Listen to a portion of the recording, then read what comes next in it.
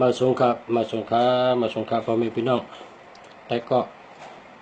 ที่หักแต่นับถือกูก็กูก้นขามาส่งครับก็เปิดได้รับลองหมายพงหมายจักรัดปันพี่น้องเขาเลยพี่น้องเขาอ่อนกันโทรมากูผ่ายกูตั้งโทรมาถามกันมันก็ถามว่าปับลิกเนี่ยแต่ละชื่อที่ไหนเขาใครอ่านด้วยปับลิกในก็มีตั้งน้ำมันก็ตอถามว่าโหคาในหลักเลนจู้เมคาในหลักเลนจู้ในก็ถามมามันก็ถามว่าลูกคาในตั้งวันมันดัดความอาศักใหญ่มอดัดความพอถามก็ตอบผมถามก็อยู่เห็นนั้นตั้งวันตักเสียงผมมีเผยถามมันก็รัดต่อเผยเพราะเป็นถามก็ตอบเป็นคนฉะนั้นข้าเฮิงรัดกามแลดข้าเฮิงหมอรัดความไว้ข้าเฮิงหมออุบหมอรัดป่าเนื้อเกเปิ้นในสังอยู่เฮือนในสังที่ใดก็ให้หมออุบหมอรัดนั่นข้าเลยหมายพงจังนั้นนะครับว่ามีพี่น้องโทรมาก็เมื่อในก็เดี๋ยวมาย้อนตอนชูเจ้าการหนังชูเจ้าถามมา3 ลอง 4 ลองในกันเนาะจำไหมกันเนาะอ่อนตั้งชุดก็อ่อนตั้งในเดลัดนี้ว่าปั๊บในขายตีแล้วเนาะปั๊บในขายตีแล้วในพี่น้องโทรมาถามนำหนักถ้าเดี๋ยวอ่านในที่ชื่ออะไรกันเนาะปั๊บลิกในปั๊บลิกโดยหมายพงชื่ออะไรตีปะเทาเสียสู้เป้งหลงตีล้านเสียงของไต้เวงตะกิเล็กตีล้านเป้าหอมปางหลงตีล้านหมอกเชียวขาวเมืองผังตีล้าน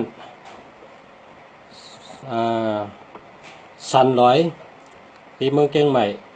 ตีจองป่าเป้าตีล้าน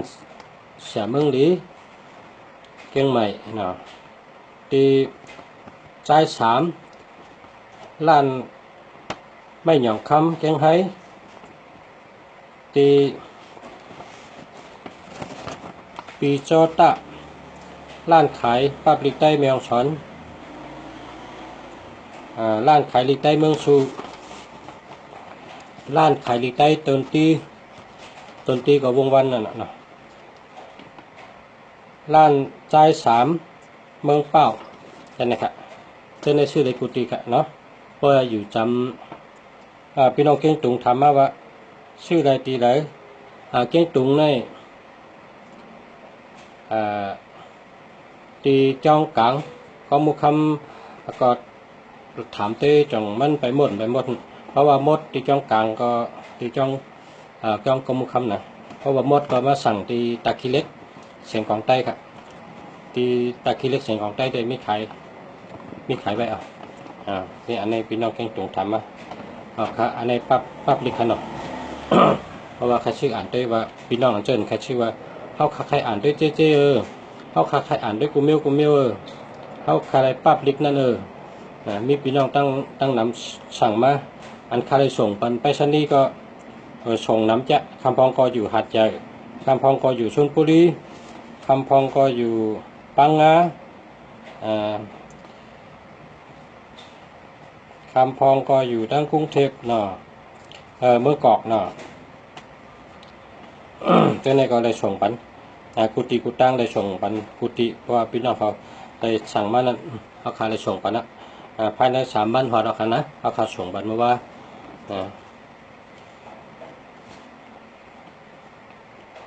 พี่น้องหัวเมืองตั้งเมืองสอนก็สั่งมาเนาะปั๊บลิกมีพี่น้องสั่งมากูไผ่กูตั้งปั๊บลิกโดยหมายพงนั่นมันจ้างเขาก็สั่งมาอันนี้เขาก็ส่งไปชนีปันจำหนังที่อยู่สุใจทั้ง3 วันนะทั้ง3 วันถึงสุใจอะว่าในได้ส่งน้ำนะ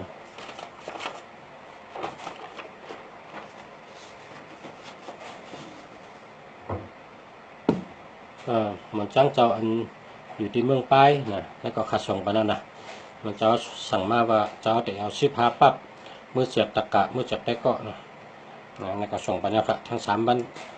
านได้ฮอดต่อภาพเด็กในพอพี่น้องเขาถ้าสั่งมาที่ในเนี่ยก็สั่งมาได้ส่งบันถึงตีค่ะนะแล้วก็โอนเงินส่งมาตั้งในธนาคารเนาะอันนี้ก็ส่งบันถึงตีกันเนาะแล้วก็ อันแทงเมลครับที่พี่น้องถามมาว่าลูกค้าในตั้งวันมันดัดความกี่นะนั่งอยู่ให้นั้นดังเฮ็ดเมลเล่นตั้งเล่นเล่นเกมด้วยโทรศัพท์มันดัดชอบดัดความเปินเข้าเฮิรนมาก็มันหมอตักหมอลัดต่อมันก้อยกลมโหด้วยโทรศัพท์ด้วยเมลหนึ่งย่อเมลหนึ่งมังปอกเล่นเกมมังปอกด้วยเปินปิดบ่ลุงไหนว่าลูกค้าในมันหมอลัดกามกี่น่ะค่าให้หมอลัดกามแดดๆนี่ในโทรมาก็ในโทรมาในเฮาคาแต่ลัดว่าเฮาปีกว่าชื่อใส่หมายพงเอาหมายพงเก่ามานั่นแปด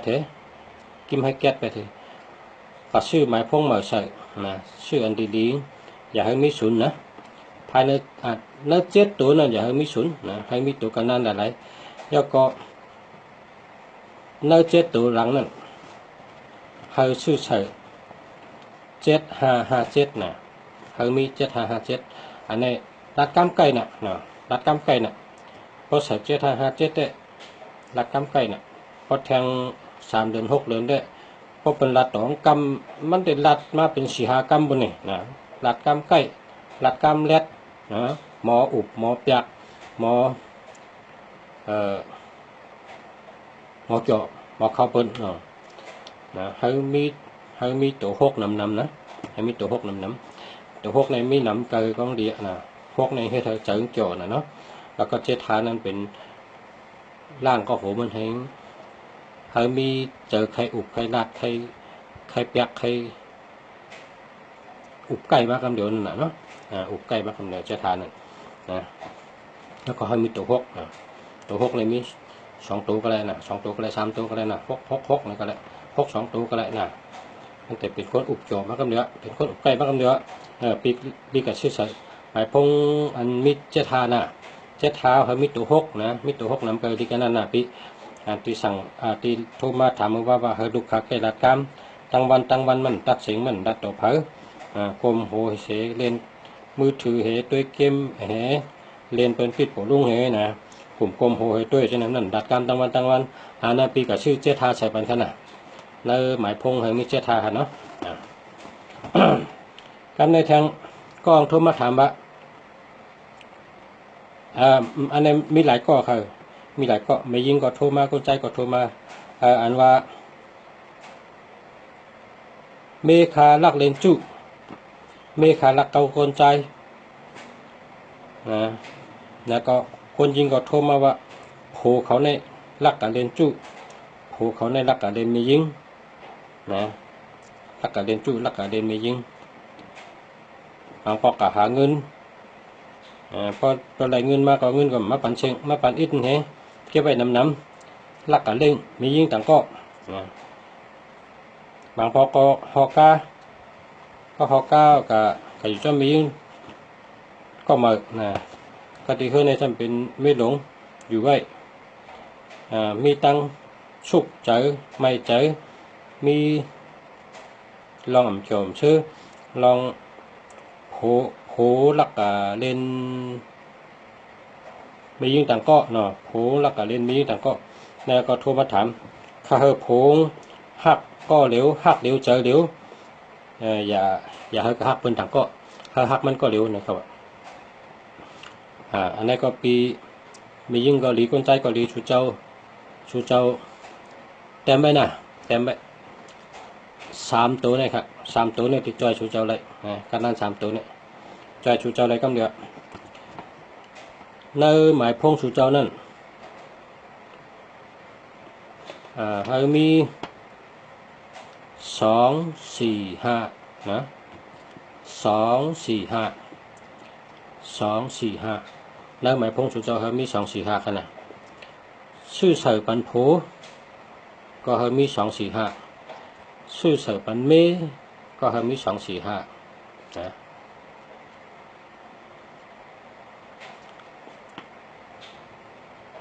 ในมันเจ้าจู้ค่ะนะมันเจ้าจู้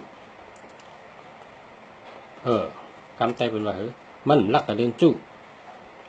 คนใจก็รักกับเลี้ยงจู้ไม่ยิ่งก็รักกับเลี้ยงจู้มันเลี้ยงจู้ค่ะพอมี245เนี่ยไว้เจอเลยกันเนาะไว้เจอเลยเพราะมังกร2เอาเนี่ยคนยิงก็รูเปลี่ยนเป็นหนำปัดเพิ่งหนำปัดพงโผนั่นเขามี245เพราะว่าเปลี่ยนไปนั่นเนี่ยก็มันเด่นจุมันตีหักก็เหลวเลยเพราะว่าตีป่องมันเลยว่า2เนี่ยต้องนะ2ในต้องกึมหลีหักอ่อนหมอรัดหมอจ๋ามีต้องจ้านะ2เนี่ย4ลักแหลมหมอหาเงินหมอรัดหมออุบนะ5เป็นคนดีหักเป็นคนเจอดี